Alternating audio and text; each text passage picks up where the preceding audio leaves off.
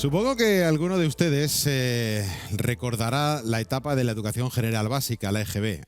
Algunos, pues igual no saben de lo que estamos hablando, pero había que tener 14 años y la primaria actual, que en ese caso era la EGB, aprobada para poder tener el ciclomotor. Era el Vespino, o sea, no era ni siquiera ciclomotor, era tener un Vespino.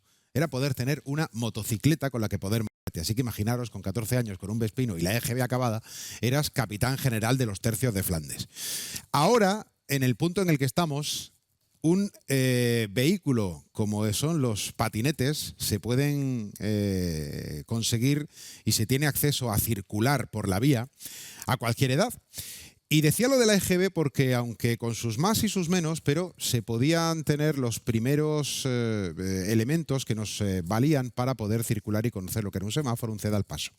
Digo esto porque hoy vamos a hablar de seguridad vial. Buenas noches, comenzamos Conexión Almería, como cada día, martes, miércoles, jueves, en Interalmería Televisión. Y decía que hoy queremos arrancar nuestro programa hablando de seguridad vial. Ayer se dieron a conocer algunos datos relacionados con la siniestralidad del último año 2024. Y aunque ha descendido en Almería la siniestralidad, algo que es una muy buena noticia, pero no deja de ser preocupante que todavía siga habiendo datos de siniestralidad. En realidad, el objetivo sería tener muertes cero, accidentes cero. Eso es muy complicado, pero por lo menos sí que las vidas no se pierdan. Y decía lo de los patinetes, hacía la referencia con las motocicletas cuando éramos un poquito más jóvenes de lo que somos ahora.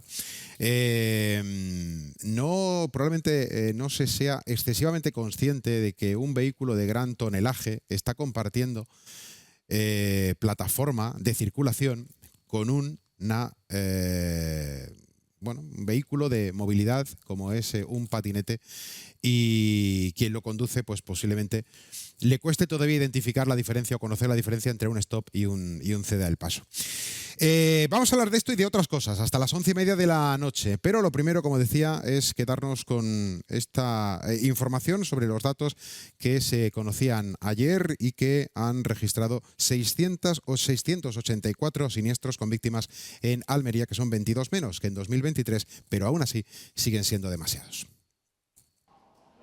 Mejoran los datos de accidentabilidad en nuestra provincia. Durante el último año han descendido los accidentes en un 10%. Hoy se ha hecho balance en la Comisión Provincial de Seguridad Vial, reunida en la subdelegación del Gobierno, en la que participan ayuntamientos, Diputación, Junta de Andalucía y cuerpos y fuerzas de seguridad del Estado. A analizar la situación, las medidas que se han impulsado o que se deben de impulsar, insisto, para trabajar de manera más eficaz, si es posible, la seguridad vial desde la prevención, desde la educación, también desde el control y la sanción, aunque nos guste menos, pero es muy importante también esa labor de seguimiento, de control y de sanción en caso de incumplimiento. En este foro se hace un exhaustivo análisis de las principales cifras de accidentes. En 2024 se registraron 684 siniestros con víctimas, 22 menos que en 2023. 20 accidentes lo fueron con víctimas. Se registraron en total 23 fallecidos.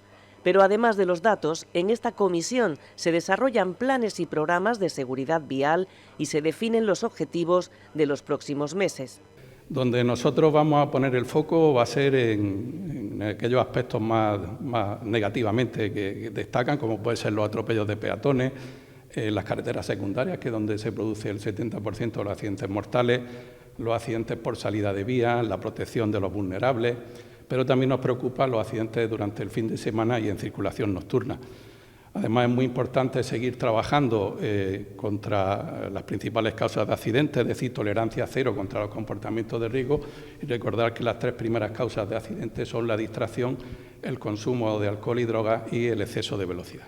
Y de este encuentro salen múltiples acuerdos para que las administraciones trabajen conjuntamente en la prevención. Uno de esos acuerdos recientes es en materia de riesgos laborales, para el que ya se coordinan Junta de Andalucía y Dirección General de Tráfico.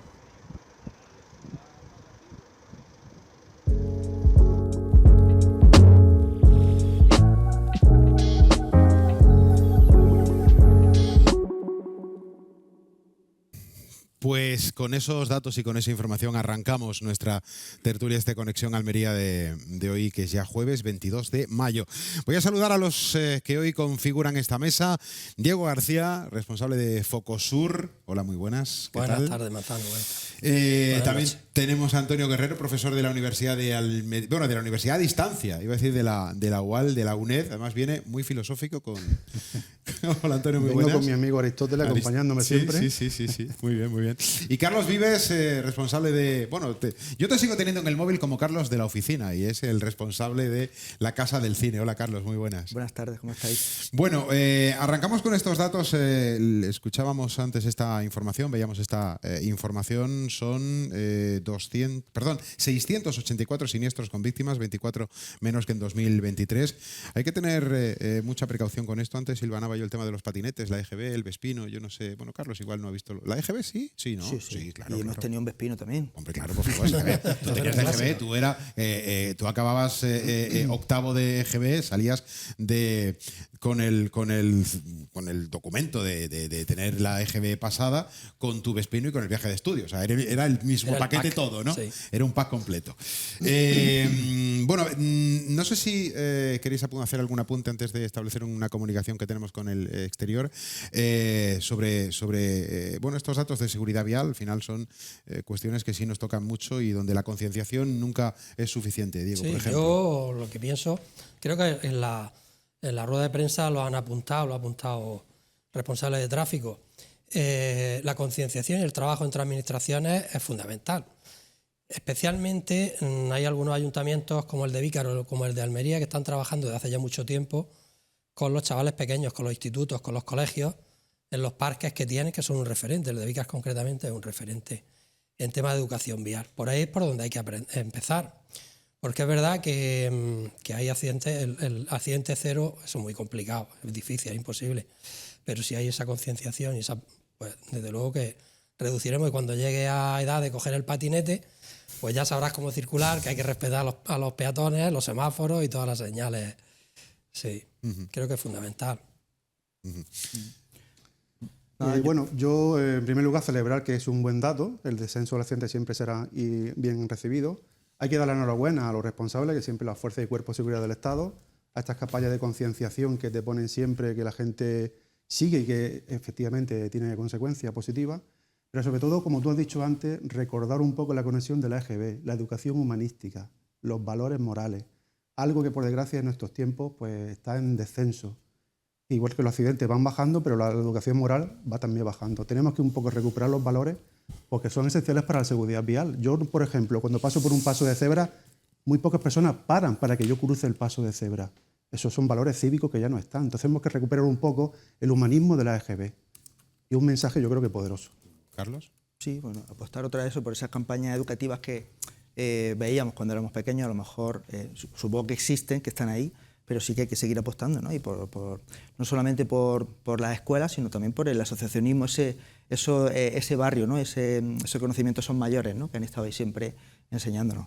Pero bueno, es un dato positivo, queramos que no, un 10% menos es importante, ¿no? Sí.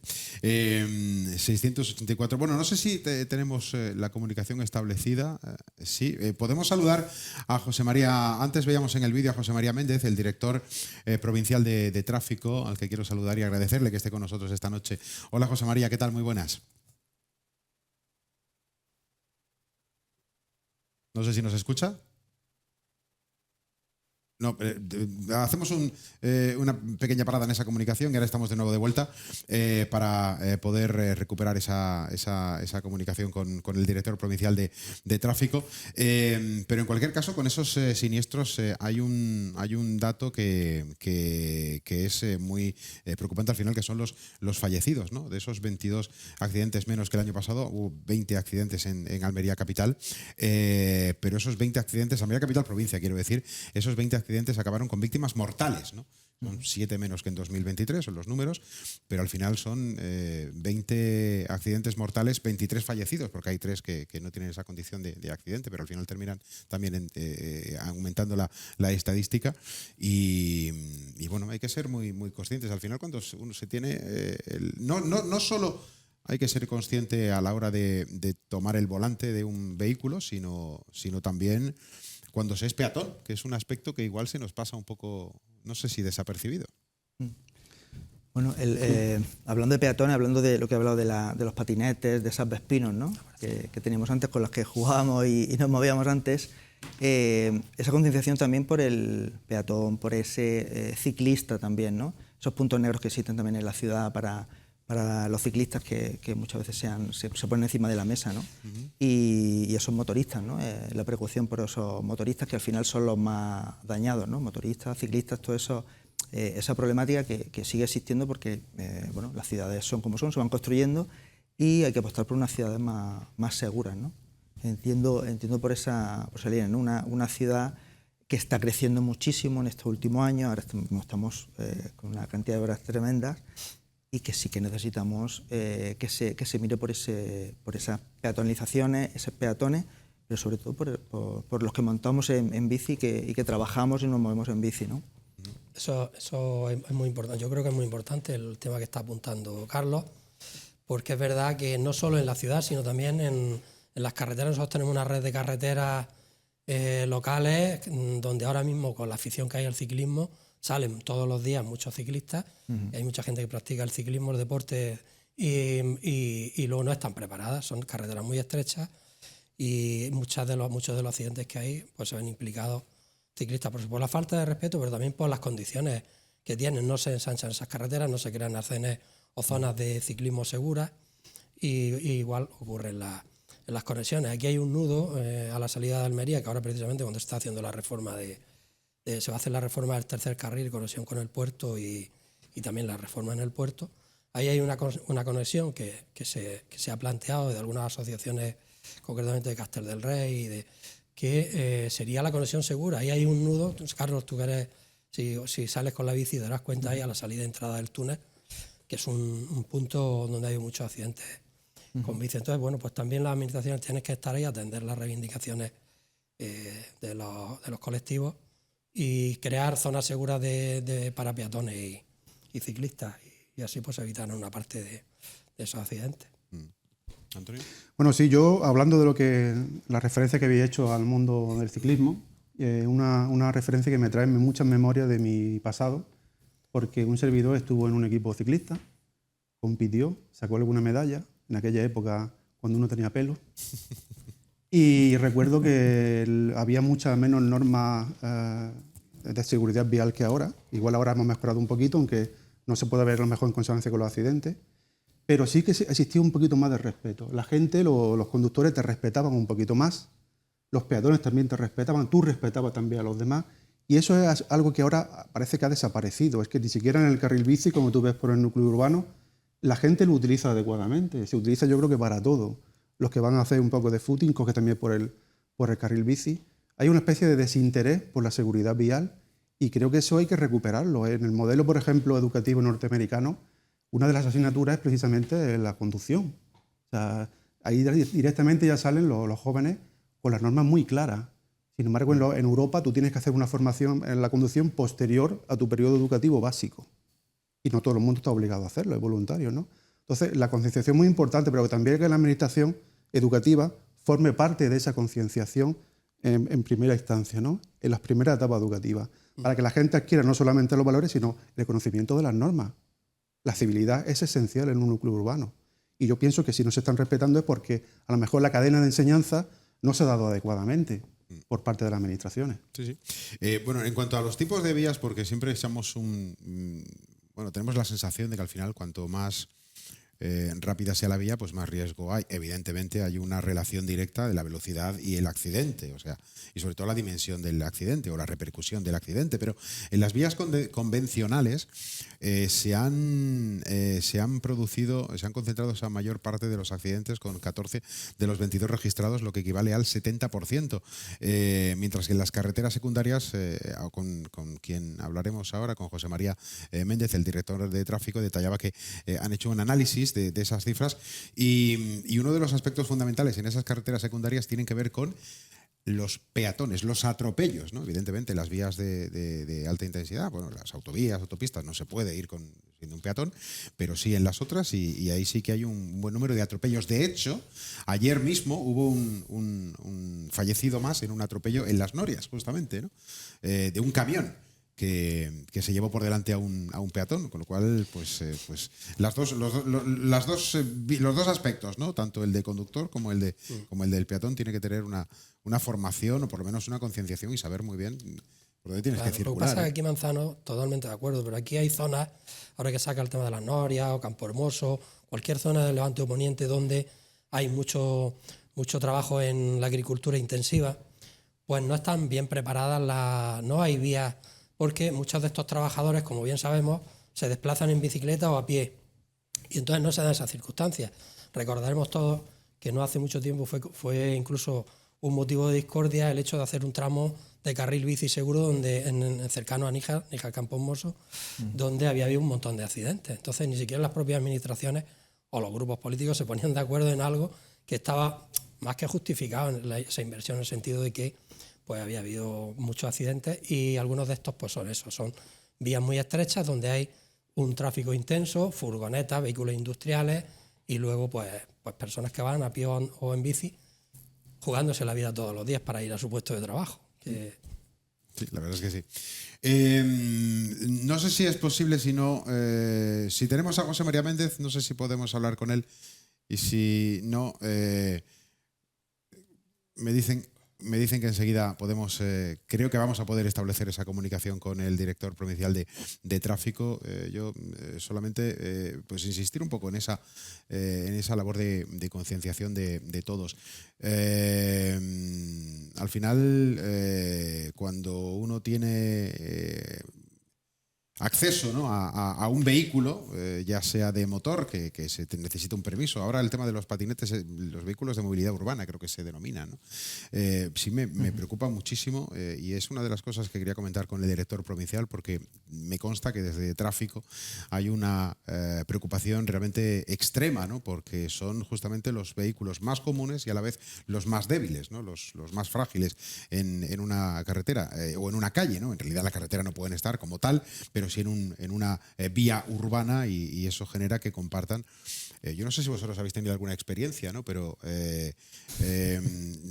los patinetes se le pone en manos de los más jóvenes. No, yo he visto gente también adulta haciendo las mismas barbaridades, ¿no?, si me permitís la expresión, pero al final cuando hay un sentido de una calle tiene una explicación y un vehículo que transita por ahí tiene que cumplir las mismas, porque yo estoy harto de ver patinetes circulando por dirección contraria, pero tan libremente, sin hacer caso a un paso, sin hacer caso a un semáforo, sin hacer caso a nada. No quiero... Y esquivando los vehículos, que es mucho peor, esquivando vehículos. O sea, no quiero culpabilizar a todos los que tengan un patinete, porque evidentemente habrá gente que sea muy, muy consciente y además que use el casco, que es otra medida también muy, muy útil, ¿no? No sé si obligatoria ya, tenía entendido que sí, pero en cualquier caso sí que el riesgo ya no está de la persona que va en el patinete, sino también de los que hay alrededor, y eso es un poco ser... Sí. El sentimiento humanista que decías tú, ¿no? El sentimiento humanista, exacto. Es que yo creo que hay que establecer una regulación urgente respecto al patinete porque, como tú dices, está compartiendo el mismo espacio de circulación que cualquier vehículo de motor de mucho más peso. Entonces, si comparte el mismo espacio, tiene que respetar las mismas normas, sin duda alguna.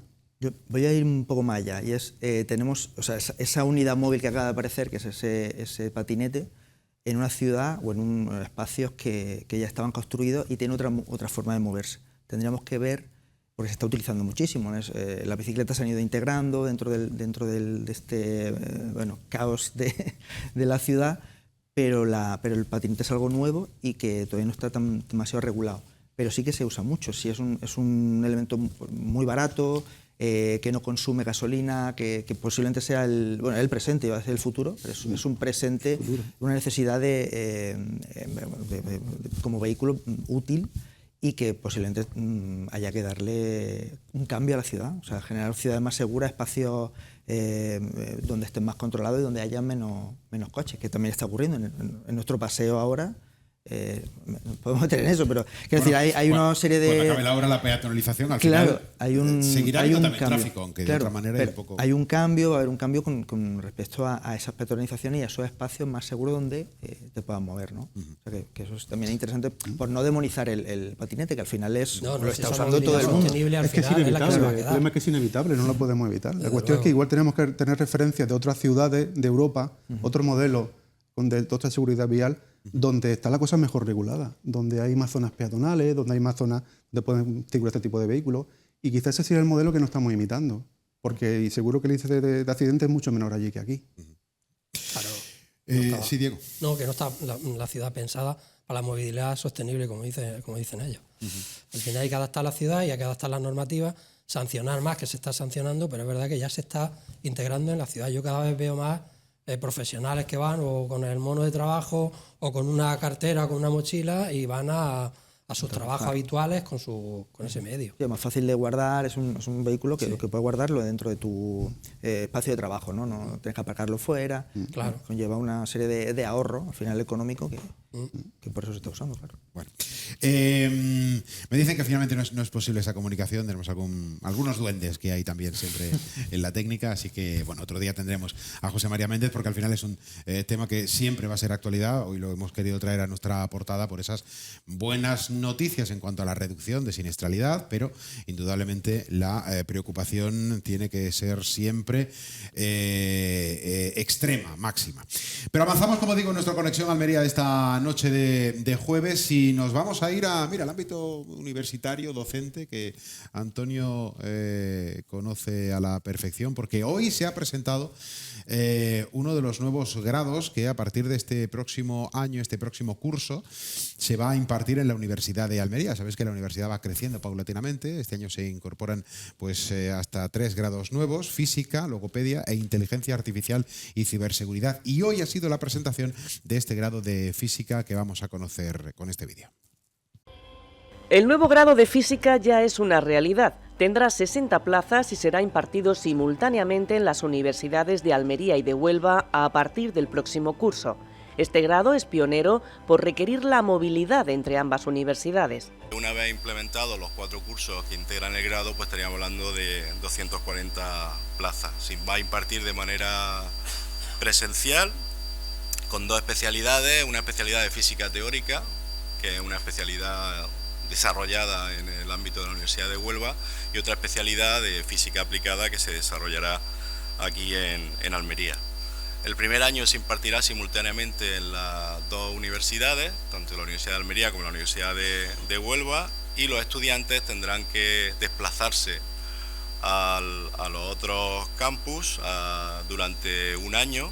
El grado de física es uno de los más demandados por su alta tasa de empleabilidad y actualmente existe un déficit importante de plazas universitarias. Tras 15 años y nuevas titulaciones, ahora Almería se prepara para nuevos grados. No es sencillo trabajar en títulos conjuntos, fue una de las apuestas que hicimos en la reforma y que las universidades han acogido muy bien.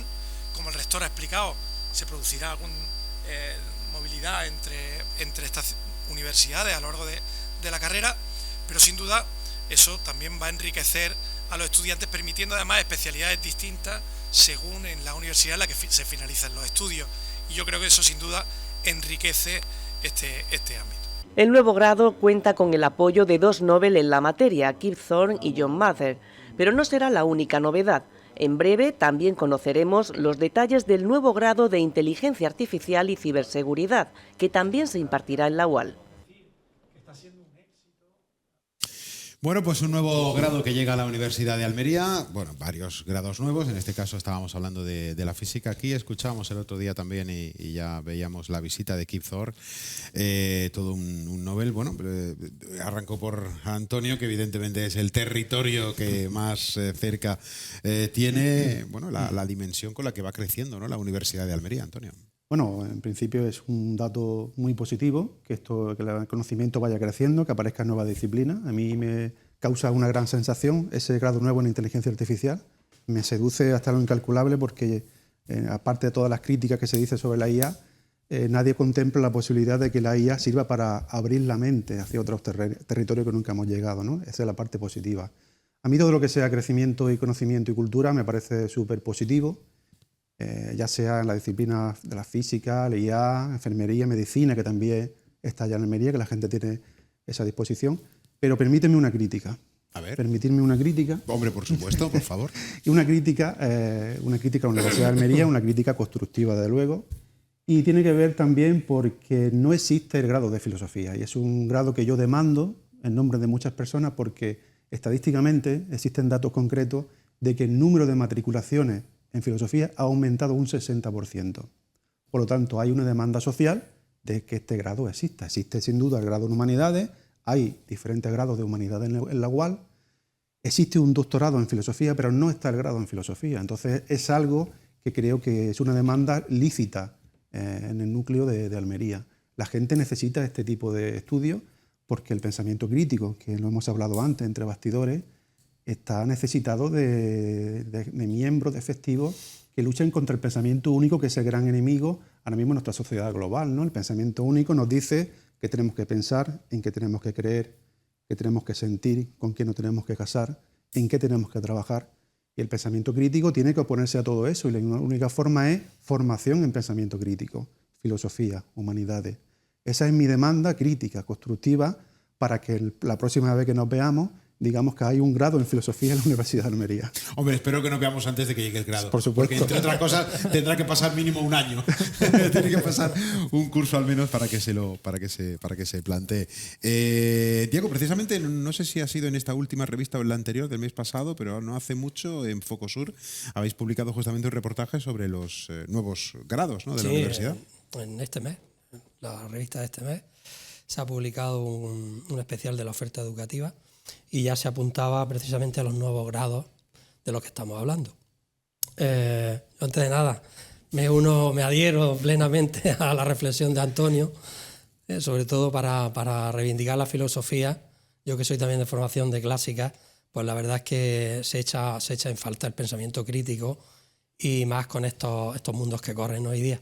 Dicho esto, pues la verdad que la universidad, afortunadamente nuestra universidad, los que la vimos como colegio universitario, donde tenías que hacer un cursillo aquí rápido y luego irte a Granada, pues cuando vemos todos estos crecimientos, hoy precisamente nosotros hemos estado ahí en la presentación de este nuevo grado, y ver el crecimiento de espacio y de contenido y con estos grandes avances que está teniendo en relaciones internacionales, en prestigio, en posicionamiento en todos los ámbitos, pues la verdad que es de felicitar. Y luego pues estos dos nuevos grados que se hagan por un sistema que es en cooperación con otras universidades, pues lógicamente esto es positivo. Con la Universidad de Huelva el caso de sí, y con la de Jaén, física, ¿no? la de inteligencia artificial. Entonces un nuevo sistema de cooperación, que todo lo que sea cooperación, incluso en el ámbito público, es fabuloso, porque desde luego que aquí hay otro elemento, aparte del pensamiento crítico, que es muy importante, la filosofía, que me gustaría apuntar, que es el momento que atraviesa la universidad pública, con el crecimiento exponencial de la privada, en detrimento, yo no voy a decir de la calidad, pero sí de la accesibilidad universal de la educación universitaria. Entonces, el apostar por mejorar la oferta de la Universidad de Almería y apostar por no hacer recortes y porque tengan más financiación, que ahora en el último año están haciendo pues ahí también un poco malabarismos con algunas cuestiones, bueno, pues es positivo. Este asunto de la cooperación compensa quizá también un poco, es positivo en general, pero quizá también compensa, en algunos casos se ha visto también, aparte de la mejora, pues para reducir costes, entiendo, pero tampoco sé seguro si es solo por eso. ¿Carlos? Poco puedo decir, la verdad, pero sí que creo que tiene un impacto positivo, ¿no? El final y una apuesta por ese conocimiento científico que va a generar pues, más talento joven que venga de la provincia y que al final escuchar a Kip Thorne que esté ahí como dentro de esa propia grado de física, ¿no? De alguna manera. Me parece fascinante que la gente mira a Almería de otra manera, ¿no? También. Sí que es verdad que al final hay me parece muy bien que haya mucha carrera técnica o científica, me parece interesantísimo, y que es verdad que al final se está convirtiendo en una especie de think tank muy científico con todo esto de la jornada astronómica, todo ese movimiento de divulgación que se está generando también alrededor de la universidad. Me parece la leche que aparezca este grado de física. Para mí fantástico, vamos, dentro de todo lo que la crítica que pueda haber alrededor, ¿no? Pero yo alucino cuando veo esto. Apuntaba Antonio antes otro de los grados. Hoy se ha presentado el de física, pero evidentemente estamos hablando de la ampliación, ¿no? de toda la formación que se hace en el campus de la Cañada, el campus de Almería. Además hay 8 nuevos másteres oficiales de un amplio espectro. Pero me quiero quedar con lo que comentabas antes de esa inteligencia artificial y ciberseguridad. Esta tarde estaba escuchando una entrevista que le estaban haciendo a una persona que está vinculada, bueno, no recuerdo exactamente cuál es el colectivo, pero era una asociación que más que controlar, para vigilar y recomendar el uso, sobre todo en los más pequeños, de todo lo que es la tecnología y el acceso a las pantallas y de todo esto, ¿no? Entonces, en toda esa exposición, en la que creo que estamos todos de acuerdo, la supervisión, no me gusta la palabra control, pero sí la supervisión de los chicos, decían que hasta 12 años, lo recomendable al nivel neuronal, porque no olvidemos que son hasta los 30 años el córtex no termina de formarse, no termina de completarse, hablamos de 30 años, cuidado, que no hablamos de la mayoría de edad, ¿no? Entonces decía que hasta los 12 años 1 hora de pantalla, ¿no? Uniéndole también la que puede haber dentro de la propia formación escolar. O sea, imaginaros que estamos hablando de 60 minutos cuando eso es un rato para los niños. O sea, eso es una pequeñísima parte. Pero hablaban del tema ya en la dimensión externa de la formación, de esos datos con los que se están comerciando. Y algo que me ha dejado un poco así en shock, los neurodatos, ¿no? No sé si habéis escuchado ese concepto, pero son de alguna manera el acceso que están teniendo ya distintas empresas y distintas tecnológicas para acceder a nuestros datos, nuestras conexiones neuronales y poder modificarlas. O sea, estamos en un punto ahora un poco de Matrix, que la ciencia ficción es verdad que vamos a paso tan despacio pero tan continuo, que son evoluciones que no percibimos, pero cuidado que estamos en unos territorios estamos llegando a la Hay que volver a la filosofía, Antonio. Sí, es que claro, se hila mucho un poco con las humanidades, o sea, la tecnología. Lo que estábamos comentando antes Mira, un experimento, si me permite, te comento un experimento científico, no sé si tenemos tiempo o no. Sí, porque parece que estamos llegando a la era de la comunicación fisionómica. O sea, ya estamos llegando a nivel del control neurológico de la información, ya ni siquiera son datos que llegan por un medio físico o técnico, ya directamente a los cerebros. Nos extinguimos al final. Pues el experimento consistía, como siempre, en Estados Unidos. Estos experimentos siempre ocurren en Estados Unidos. Claro. Y el experimento consistía en encoger a diferentes grupos humanos, diferentes edades, diferente profesión, diferentes, etcétera, en una habitación cerrada con una cristalera y una serie de personas sentadas en una banqueta. Entonces, cada uno de ellos tenía un pulsador con electrodos que llegaban a las personas que estaban en este lado. Aquí había un líder que le decía lo que tenían que hacer. Le decía, pulsa este botón. Todos pulsaban a sabiendas de que a las otras personas le llegaba el impulso eléctrico. Le decía, pulsar el otro que tiene más intensidad. Lo pulsaban. Pulsar el otro. Lo pulsaban, sabiendo lo que había. Todos los grupos humanos pulsaban todos los botones. Entonces, la estadística de todo esto es que solamente había un tanto por ciento pequeño de un 8% de personas que no lo hacían, que era la masa crítica. El tanto por ciento era exactamente igual en todos los grupos, lo que quiere decir que el pensamiento crítico siempre es un 8%. Ese pensamiento crítico nunca le llegará la comunicación neurológica, porque se resistirá. La cuestión yo creo que es resistirse. Si no nos resistimos es cuando la invasión por parte de esta comunicación ya fisionómica, ya no tecnológica, pues llegará a controlarnos. Y tenemos que evitar ese tipo de control recuperando la autonomía. Y si me permitís, vamos a hacer una definición de autonomía por parte de Immanuel Kant. Immanuel Kant decía que la dignidad humana era lo único que nos distinguía de la naturaleza, animales, cosas, etcétera. Era lo único que nos distinguía, era el único rasgo estrictamente humano. ¿Pero qué era la dignidad? La dignidad era la autonomía. Si somos autónomos, si pensamos lo que queremos y hacemos lo que queremos, somos seres libres. Esa es la dignidad humana, el grado de autonomía de un individuo. Yo creo que en las redes sociales hay que recuperar la autonomía. No somos libres.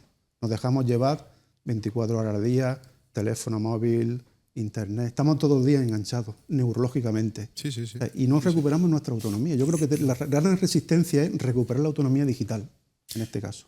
¿Alguien tiene capacidad para rebatir a Antonio? La verdad que cada vez vamos reduciendo el espacio crítico a la nada. A la nada. A la nada. Y entonces ahí es verdad, es que esto es más viejo también que el... Ya El lo hilo hablábamos negro. antes, incluso en las culturas clásicas, es que intentar reducir la masa crítica a lo mínimo y entonces el control es absoluto. Es un principio también básico de pensamiento, pero es que ahora con las tecnologías eso es mucho más fácil de desarrollar. Sí. Carlos, ¿algo que apuntar? No, bueno, me estaba acordando de una cosa, que justo antes de pandemia, sí, ya por contar esto, hicimos una serie de, una cosa que se llama IA Saturdays, los sábados de inteligencia artificial, cuando aún no tenía este boom, y alumnos de la universidad se apuntaron, de hecho patrocinó o apoyó la universidad, y yo me preguntaba por qué hacíamos charlas, además de que, bueno, una especie de talleres, clases que se impartían entre todos los alumnos, entre ellos, ¿no? se ayudaban. Pero me pareció curioso, de los sábados trajimos a un filósofo que es experto en inteligencia artificial, y me pareció curioso esa charla que dio, que ahora, claro, obviamente era clarividente, ¿no? Después de todo esto, de todo lo que estamos viendo, de ese control que puede parecer que puede hablar un presidente del gobierno de repente y no nota la diferencia, ¿no? No entendía muy bien por qué él se refería a ese control de la inteligencia artificial y de ese pensamiento crítico, ¿no? Y ahora estoy un poco un flash así que atando cabos. Claro, total. Ahora todo tiene sentido. Bueno, todo tiene Ahora ya tiene sentido, sí. Bueno, estamos en Conexión Almería en esta noche de jueves. Hacemos un alto y a la vuelta seguimos comentando detalles de la actualidad almeriense aquí en Interalmería Televisión.